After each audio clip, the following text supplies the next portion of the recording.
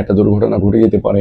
এই যে আবার নাসিরুদ্দিন পাটোয়ারি কিন্তু এবার পয়সা গেছে, কারণ গতকালকেই নাসিরুদ্দিন পাটোয়ারি বলেছে যে মহানগরের যুবদল নেতা যত টাকা চাঁদাবাজি করছে এই টাকা দিয়ে নাকি গণভোট হয়ে যাবে।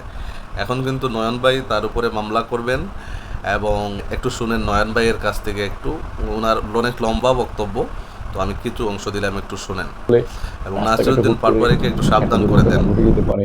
আমি নাসিরুদ্দিন পাটোয়ারি যে মিথ্যা তথ্য, বিভ্রান্তিকর তথ্য বক্তৃতায় বলেছে এবং সেটা বিভিন্ন গণমাধ্যমে প্রচার হয়েছে, আমি সেটাতে অত্যন্ত ব্যথিত হয়েছি।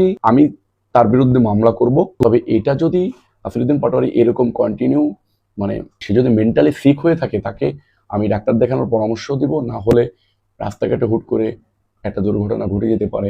মানুষ, আমাকে নিয়ে না শুধু, সে বিভিন্ন লোককে নিয়ে কথাবার্তা বলতে পারে, বলে। তো মানুষ তো একটা পর্যায়ে টলারেটের বাইরে চলে যাবে। যে কোনো প্রকার কোনো দুর্ঘটনা ঘটলে, দুর্ঘটনা বলতে একটা হয়তো কেউ একটা চটথাপ্পড় দিল বা পাগল ভেবে রাস্তায় বেঁধে রাখলো, গাছের সাথে বেঁধে রাখলো, এটা রাজনীতিবিদদের জন্য এটা একটা মানে অপমানজনক ব্যাপার হবে।